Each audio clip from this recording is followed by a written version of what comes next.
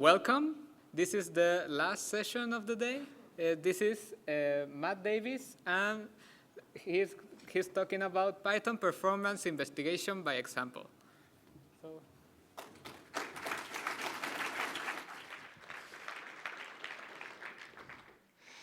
Thank you, everyone, for coming.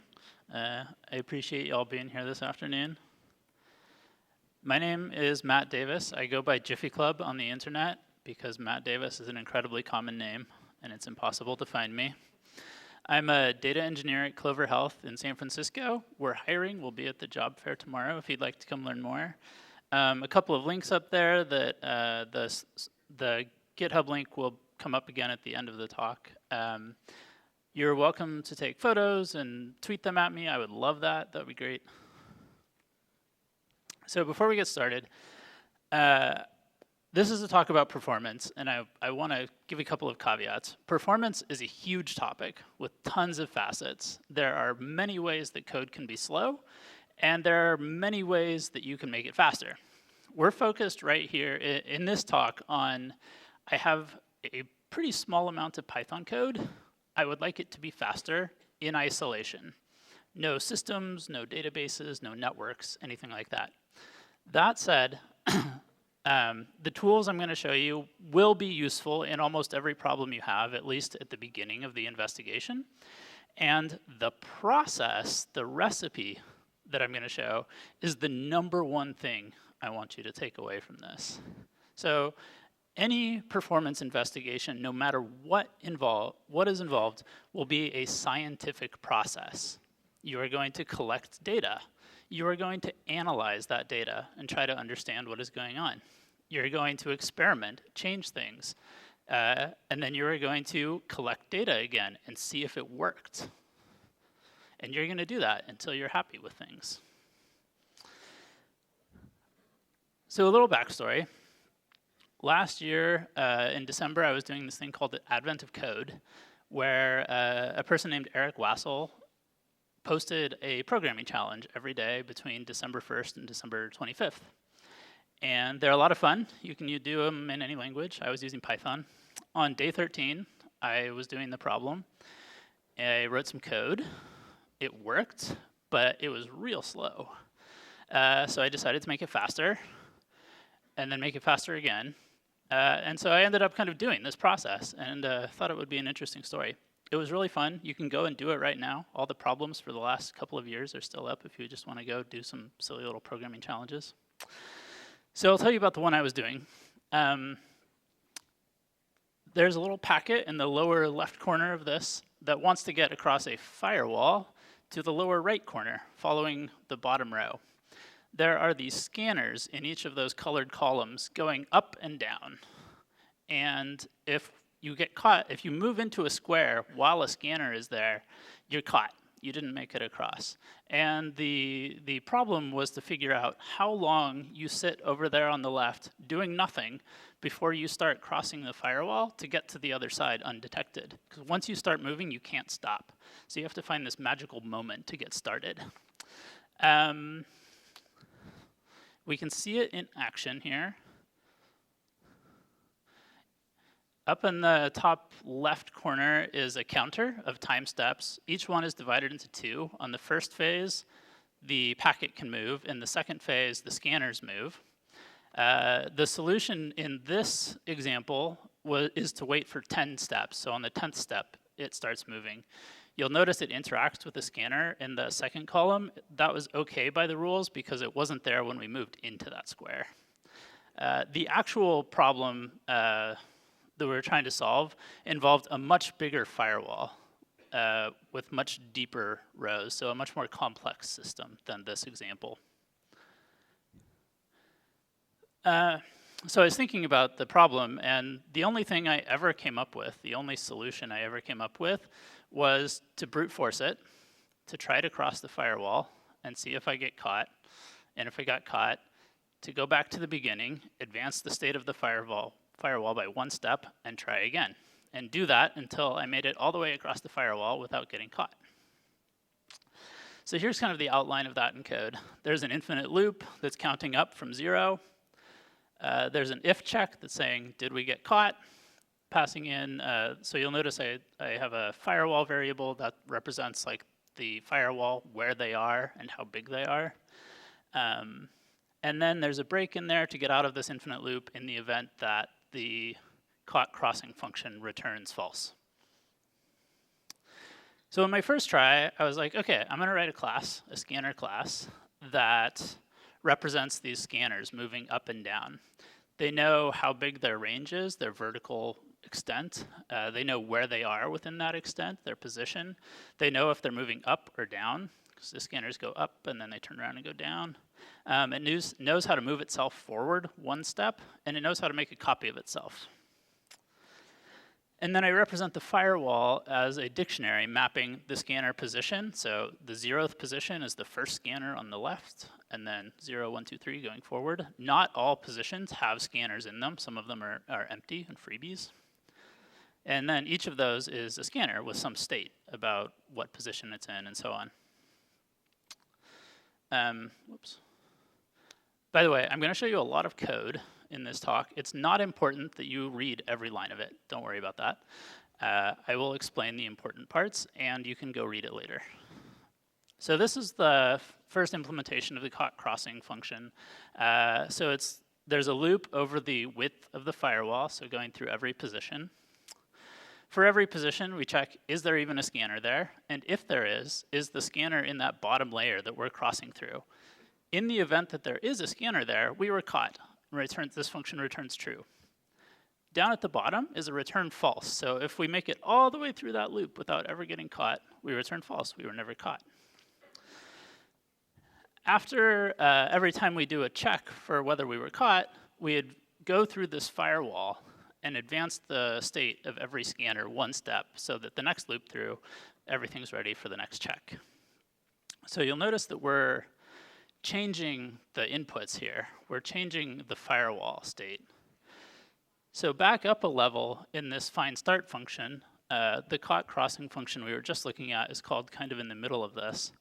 Because that caught crossing function is changing the inputs, I'm making a copy of the firewall before calling caught crossing, so that in the event that it's caught, I don't have to kind of rederive the state of the firewall from step 0.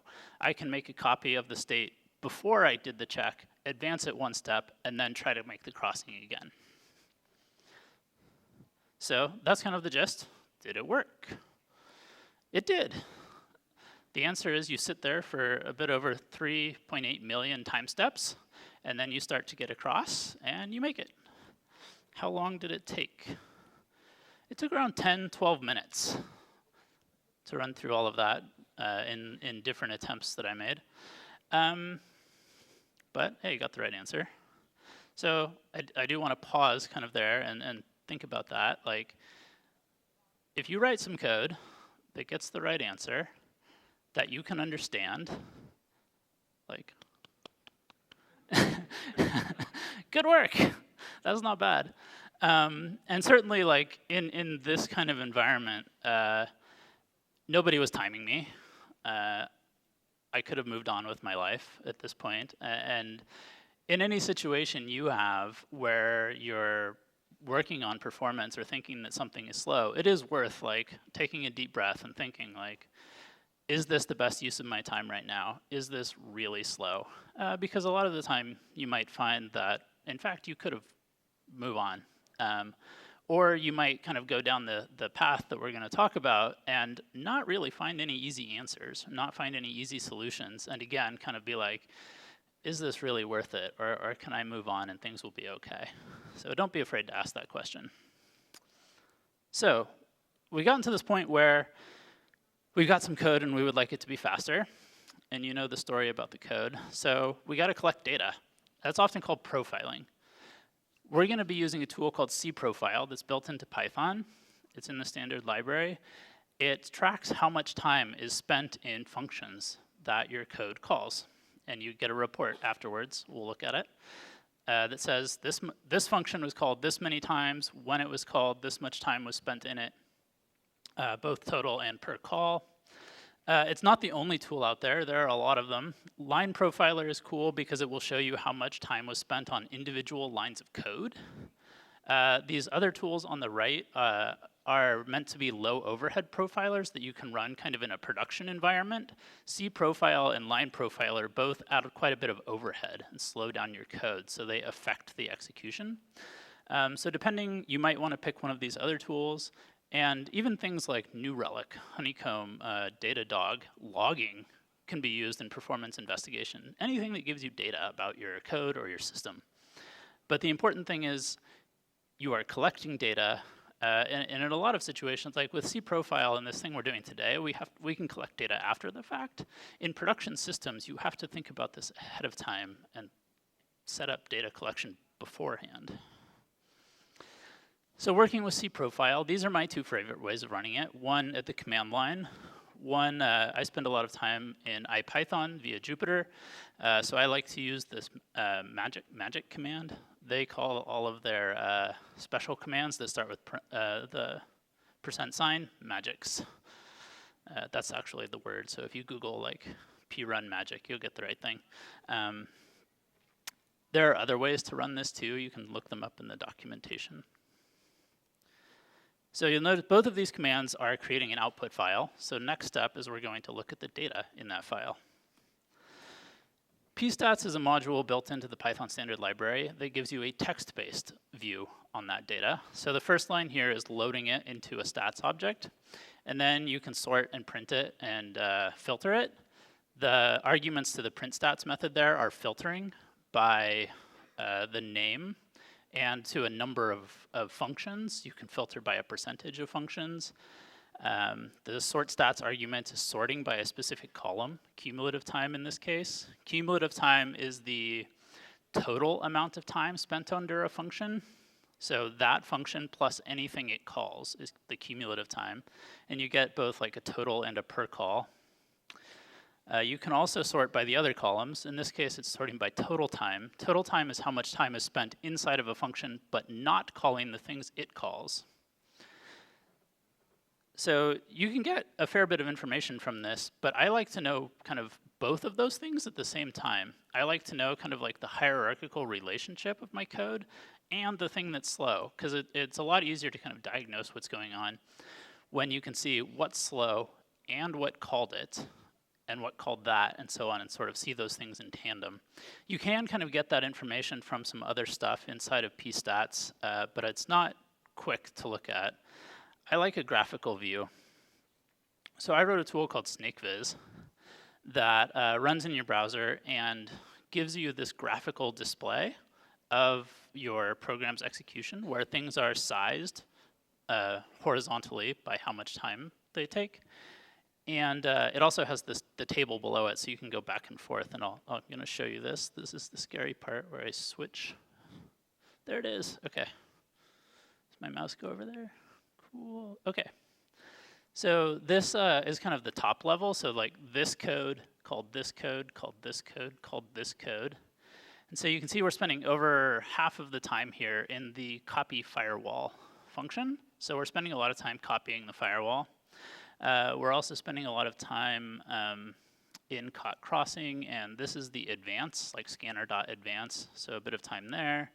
Within Firewall, we're spending a lot of time copying code. OK, so cool, we've narrowed that down. Scrolling down a little bit, this is the pstats data, so the number of calls, total time, per call total time, cumulative, and per call cumulative for each of these functions. And here's the slow stuff. It's sorted by, you can sort these into different orders. It's sorted by total time right now. And so the things that spend the most amount of time kind of on their own are sorted to the top of this list. And the per call time is interesting here because individually these functions are very fast. They are taking 10 millionths of a second, 10 thousandths of a second. But they're being called hundreds of millions of times. And what that's telling me is we're not going to have an easy time making those functions individually much faster. We need to target the fact that they're being called at all or being called so many times. And all of this stuff is related to the state management of the firewall, keeping track of what state the firewall is in and managing its state between different checks of whether we made it across. So the solution I came up with to manage this was, can I not manage the state of the firewall? So it turns out we can. So let me see if I can switch back to Keynote here, if I can find where my mouse went. There it is. Okay. So thinking about how the scanners move up and down, they move very predictably. They all start at the bottom, and on the time step, they move up until they get to the top, and then they move back down. So they kind of move in this pyramid shaped, and it's cyclical. It's the same forever. And we can use this. We've got two lines there.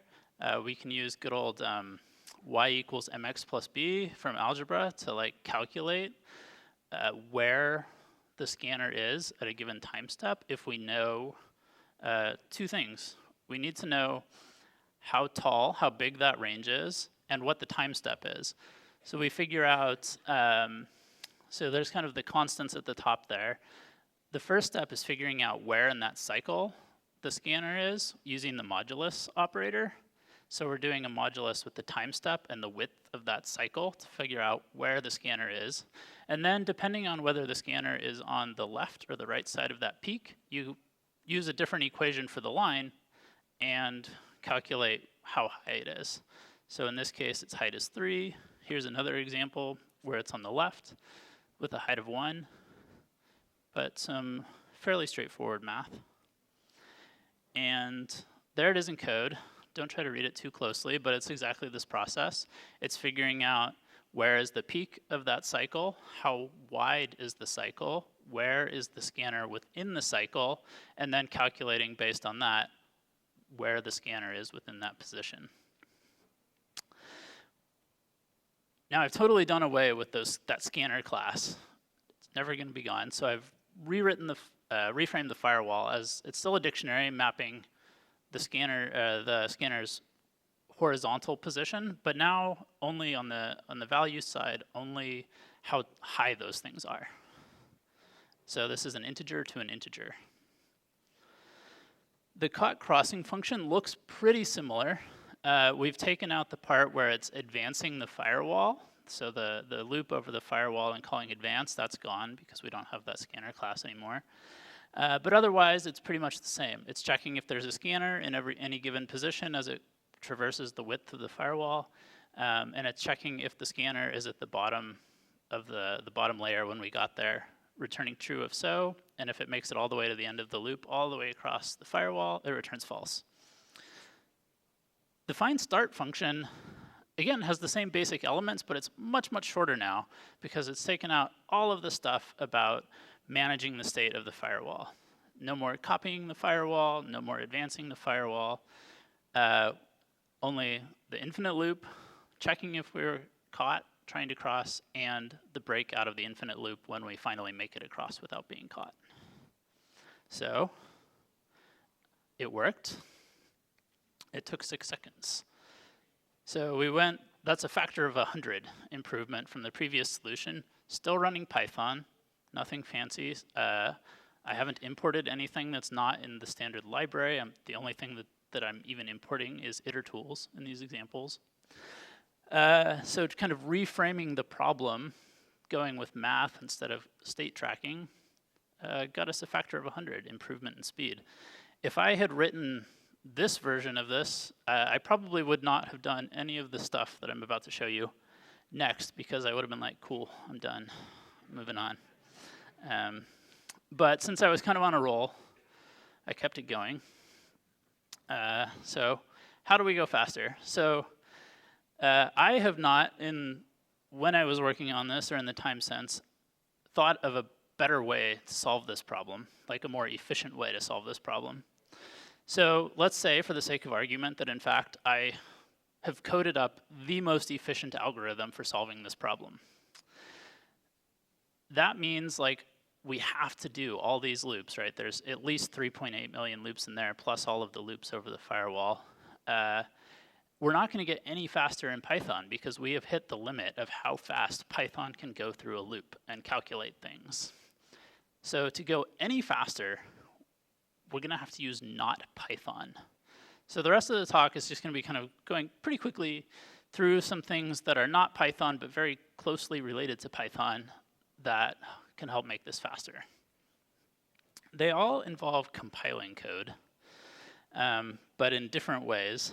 So the first thing I tried was PiPI. So PiPI is an alternate implementation of Python that can do some compilation behind the scenes transparently to you of loops and repeated things. And it runs on Python. You don't have to like change the syntax at all. So I took the exact same code and ran it through PiPI, and it took, so now this is in milliseconds so that you can see the order of magnitude changes here. It took around half a second in PiPI. For the other, for Numba and Scythe, these are both numeric tools. And again, my goal here was to get as far from Python as possible, like no Python. So I had to reframe the firewall representation a little bit. Before, it's been a dictionary, mapping a position to information about each position of the firewall. But a dictionary is a Python thing. And in order to kind of maximally use Numba and Scythe, I needed no Python things involved. So I changed it into an array sort of representation. I'm representing it here as a list, but you can think of it as something that can, it's a list of numbers that can be easily made into a C-type array. And there are zeros now in the positions where there is no scanner. So first, Numba. Numba is a neat tool that gives you a decorator you can put on Python code, and then you run your code as normal, but the Numba decorator kind of intercepts calls to your code and compiles your Python function using LLVM to be compiled and operate on the inputs on which it was called. So it kind of like will let your function be called in Python once and inspect the types involved, and then make a compiled version of it that handles those types. So it's plain Python. You put on a decorator, run your code like normal. You do have to have like LLVM installed, which can be a little tricky. For a long time, really the only recommended way of installing Numba was to use Anaconda or the Conda package manager, but they're getting close, or maybe have already made this possible to install with pip. But it's pretty much used exclusively with NumPy for maths. This particular problem can be reframed as a mathematical problem, as we've seen, so I was able to make use of Numba. You can throw the Numba decorator on anything you want, and it will give it its best shot at making it faster. But if you involve Python objects, it can, sometimes there's only so much it can do, because it will have to go back and forth between the compiled layer and the Python layer, which I did not want. So over on the right side of this is this no Python equals true. That's really the key to getting like as much performance as you can. That's just saying no Python objects will ever be involved in the execution of this code. And if there ever are, you should throw an error. Because if you leave this as the default false, it will go ahead and you can like have a dictionary in there, and it will be like, this is fine, I'm going to run this for you, but it won't be as fast as possible. The type annotations are optional.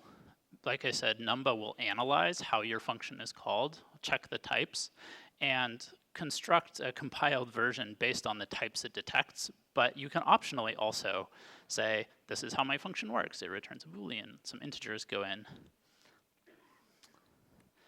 So here's the caught crossing function annotated. It's almost exactly the same as before. Instead of a dictionary now, the check for a scanner is checking whether the value is equal to 0. Otherwise, basically the same.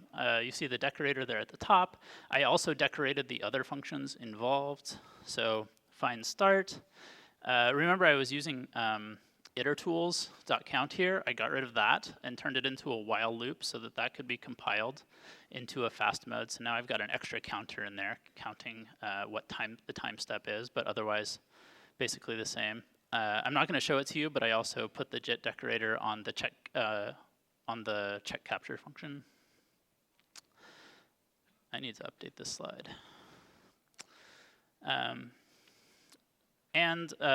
As we saw in the timing, once I got this all compiled, it ran in like 2 milliseconds. So another factor of 100 improvement over PiPi.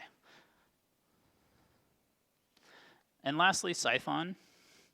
Scythe is actually kind of a separate language from Python, but it looks a lot like Python. And the Scythe tooling compiles that code to C, which is then compiled by like your system's C compiler. So this involves a bit more build tooling than Numba. Numba, you throw a decorator on there and then run as normal. With Scythe, you actually have a compilation step you have to go through ahead of time, especially if you're distributing code or using Python's packaging. There is a Scythe IPython magic that helps you circumvent all of that and write some Scythe in a notebook or in the IPython console that you can then immediately call. That's how I did this assignment. Very handy. But you do have to go through this process. But because it's kind of like writing C, but in Python, and it makes it a lot easier to wrap C libraries. So if you have some other like external C library that you're trying to wrap up and you want to call into and like pass in Python things, Scythe is great for that. It has built-in pretty native understanding of NumPy. I didn't end up using, so in the Numba example, I had to convert that array of firewall heights to a NumPy array in order for Numba to kind of properly recognize it. For this, for Scythe, I used Python's built-in array module instead, but both of those are essentially a way of getting that list of numbers describing the firewall into a contiguous C array that then the compiled code could work with. So this is caught crossing with some Scythe stuff on it. One was turning off some safety stuff. Python is a really developer-friendly language in part because it has checks. It checks whether you are indexing beyond the end of a list. It allows you to index from the back of a list with the -1, -2. Part of getting performance improvement out of Scythe can be turning that neat stuff off and being like, don't worry about it. I know what I'm doing. No checks, please. In my case, this didn't really, I tried it both with and without these decorators, and like it didn't really change the performance. But just in case that comes up for you, you're trading safety for performance a lot of times. This happens a lot, especially when you go into C. And the other thing you have to do is put types. Well, you don't have to, but if you want performance again, like you put types on everything. And the more types that are there, the more Scythe can go, I know exactly what this is in C. Like there is an exactly analogous thing in C for this thing in the Scythe code. And then it writes C code that is exactly that. And like you end up, again, like the goal here, no Python. You never want, I didn't want Scythe ever having to do something with a Python object, but it will. You can also like take plain Python with no type annotations and no decorators, run it through Scythe, and it will compile it. And it just won't be as fast. But it could be still a lot faster than plain Python. Like there was a talk from Instagram last year where they took part of Django's URL routing code and without changing it at all, ran it through Scythe and got a pretty significant performance boost on their Django URL routing. So both Numba and Scythe will like give it a try. If you throw it at things, you don't have to go through this process, but part of getting the performance is that like, what C type is this kind of thinking. Scythe has a really cool tool, especially in the notebook, that will annotate the code. So it's again collecting data and profiling and kind of say, this line I was able to make efficient, this line I was not. So you can kind of cycle through that and get things going. So again, kind of look at this. My first try, was running in hundreds of seconds. Improving that algorithm got us a 100 factor of 100. And then going with compilation, different compilation tools got us variously another factor of 10 or another factor of 1,000 improvements in performance. And when you're using Numba and Scython, you kind of want to take this approach of like finding a small part of your code that is the slow part and optimizing that using these tools. So thank you very much. Remember the recipe. This is the important bit. Be a scientist, be a detective, and collect data, analyze it, experiment. There's the link for the talk. I don't have time for questions here, but I'm happy to take them outside or elsewhere. Thank you very much.